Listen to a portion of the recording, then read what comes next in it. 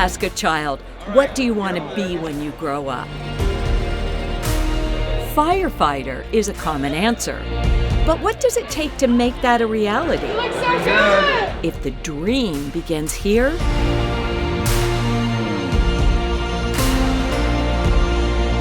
the reality begins here.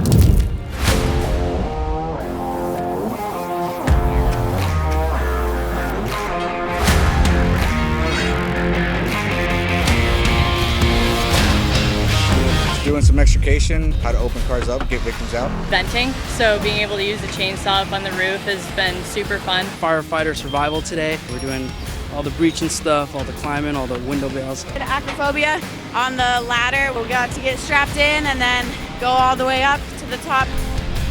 Water coming! Foul flap water! Ladder 1599, engine 1596, apartment fire, 11550 West Glendale Avenue. Gripstick is the Glendale Regional Public Safety Training Center. We train recruits from anywhere from 13 to 15 different cities around the valley. So that as you're moving, you can take it off. The basis for the whole academy is just to build their foundation. Straight up. Back down. Dump that off the shoulder. Now go towards that door with it. From day one, they're learning how to maintain their physical fitness, learning how to throw their personal protective equipment, their SCBAs, their turnout gear. We run them through search and rescue drills.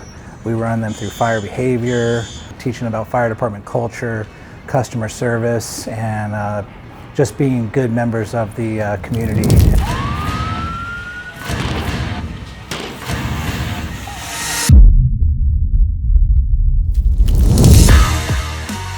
Start knocking that fire down.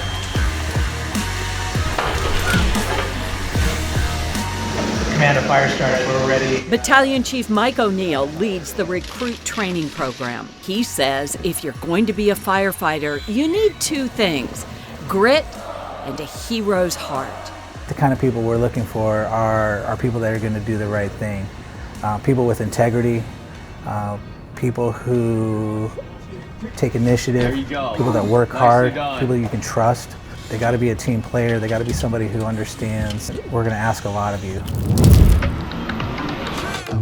The day is ours and we seize it. Haters, man, they got reason. Yeah, let's take it right up this door right here. Let's make the Oh, what a rush. Follow your heart, homie. Go where the love. Let it rain, let it flow, let it flood. These recruits come from all different life journeys. Each one has a different story.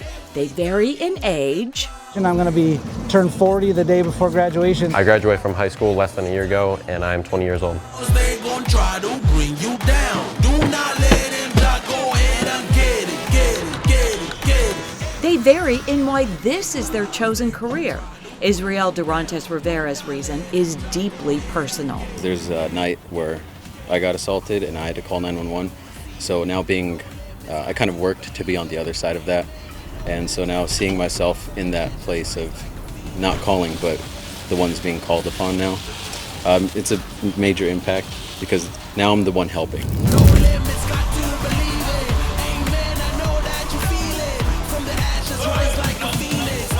Madison Cochran has a common reason for why she's here. I want to help people and do good and push myself, and this job just kind of encompasses like all those good things.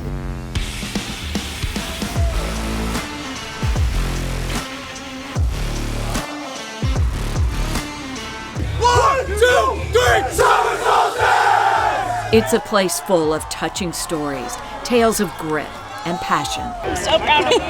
Thank you. Thank you for everything. Mariah Martinez was the only female recruit in her class, a group that trained in the heat of the Arizona summer, earning the name Summer Solstice. We have a working garage fire with big black smoke coming from the garage. Today we had a live fire in the burnt house building, and we also had victims inside, so we had to find them and drag them out as well. Her dad, Ike, was watching on family night. From tearing apart cars to commanding a high-pressure nozzle, his baby girl showed off all that she had learned. Dad! Dad! His heart filled. and maybe his eyes welled up a little. Have you been crying? You look like you've been crying. I saw the smoke in your eyes. I know you were crying. She's here because of her role model. Her father is a longtime Glendale firefighter.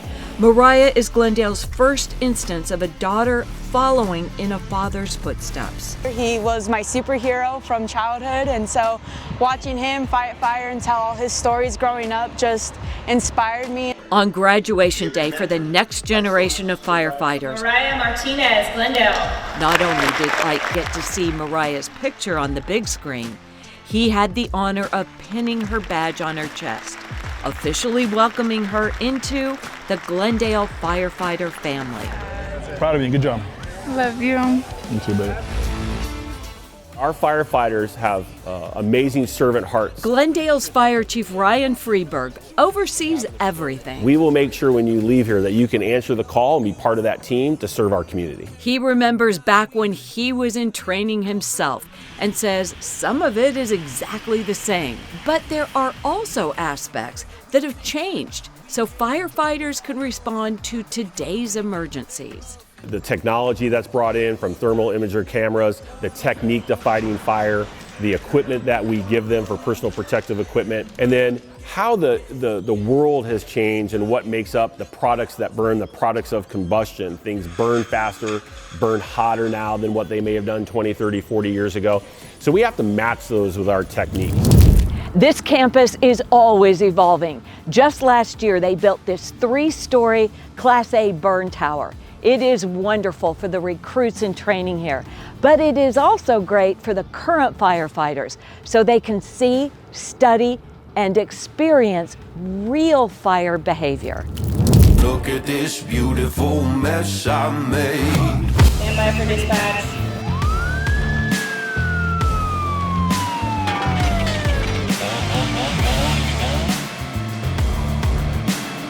When we were able to get this building going, it really opened us up to a lot of different scenarios. We can simulate a 1-story residential home, a 2-story residential home, a 3-story apartment complex. As far as fire goes and just how challenging it can be, when you're in these scenarios, it tests you. If there's anything that will humble anybody, it's the fire ground. And that is 100% a fact. We want to be where we want to be, right? Like, in order to get to that point, we have to train on these things. We have to stay up to date with it, right? Because it's like a muscle, man. If you don't use it, you lose it.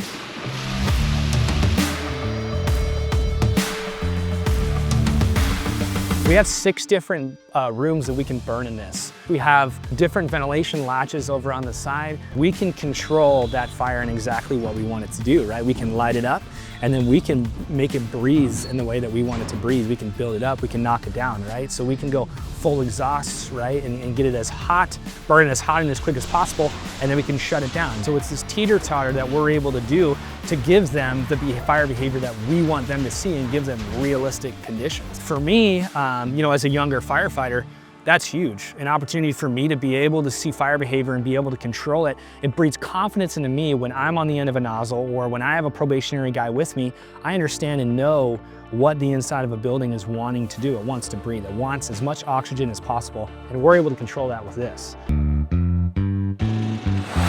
Apartment fire, 11550 West Glendale Avenue. Go! As far as the recruit level, right, because we run our academies down here, we're able to do live scenarios. We give them a dispatch. We give them, hey, this is your fire floor. We have multiple trucks coming in. They're stretching lines inside. They're forcing doors open. They're stretching lines up an interior stairwell to the 2nd floor where the fire's at, right? So now instead of just having a sitting and teaching moment, there's now the practical application of it, of, okay, cool, we understand fire behavior, now let's light this thing on fire and let's have you put it out. In an actual scenario, in the way that we do our things, so when they get there, it's not their first time ever seeing it. We have ladder operations too. So our ladders can set up their sticks, they can get up to the top, and they can cut ventilation holes. So it's giving the ladder guys that have to get up top and cut the holes, it's giving them realistic products coming out of that too. It allows them to get an actual rep with responding to it how we would on a normal fire in this scenario now, in a safe manner. Look at this beautiful mess I made. As soon as you're charged with water, Make that advance into that fourth floor.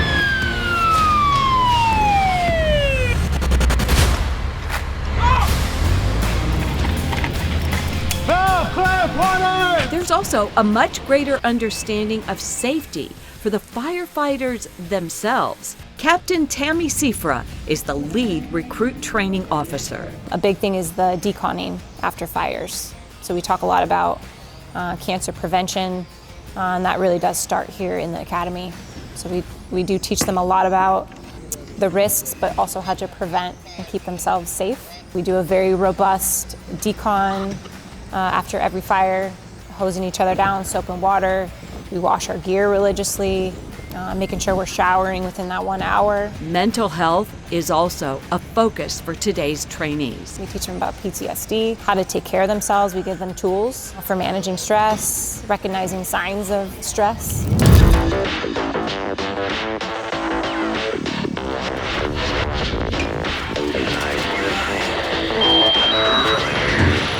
To take somebody, especially somebody who's super green, no experience, they just have a passion for the job, they show up bright-eyed, bushy-tailed. We tell them day one, like, there's gonna be failures here. We expect you to fail, we don't expect you to know everything right away. And so to walk with them through every hurdle is pretty incredible. Season 2, vehicle fire, 11,015 West Borough.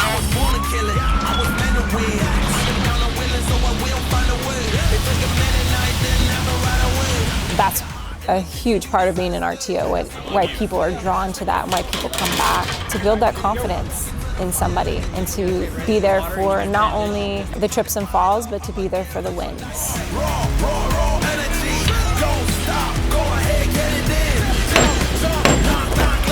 There's so many times there'll be recruits out here who've been struggling with a skill and it finally clicks. Like a light bulb just turns on and there's hugs and there's jumping and there's like celebration.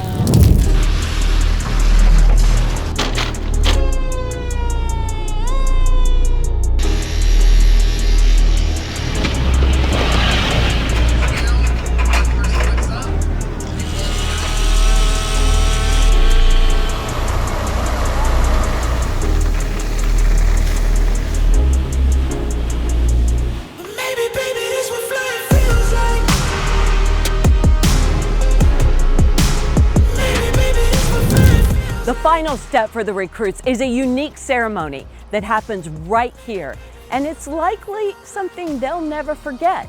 They burn the red shirts that they use as part of training, and that signals that they can wear the firefighter blues that they so deservedly earned.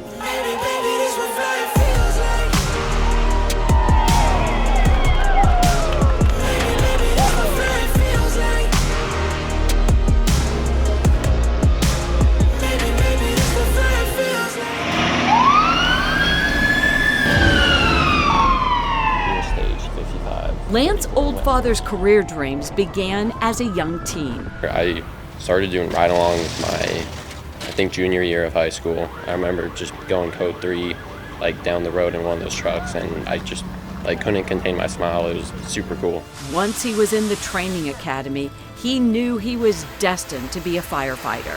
I remember being in a hallway and there was like fire overhead and I was on the nozzle spraying up. I'm like, this is by far the coolest thing I've ever done. In the middle of that. Wearing the red shirt, he bonded with trainees who share his dream. Now, wearing a blue shirt, he works with them. We are headed to it came out as an assault, but now it sounds like somebody that accidentally fell into the window. He is dedicated to being brave, courageous, selfless, and someone willing to give a lot in order to save a lot. I eat with them, I sleep with them.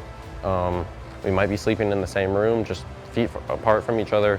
We see all the same stuff, all the same calls, and that bond is something that's super strong. But Lance Oldfather will tell you he is most proud of the fact he is a City of Glendale resident serving his own community. Every call's different. Everything from, grandma fell out of bed and just needs help up, to gunshot wounds, stabbing, stuff like that. I definitely have a couple favorite moments, and I would say it's just those critical calls that are emergent. The stress is kind of high, but at the same time, you know your exact job. and you know how to help. It's the best job in the world.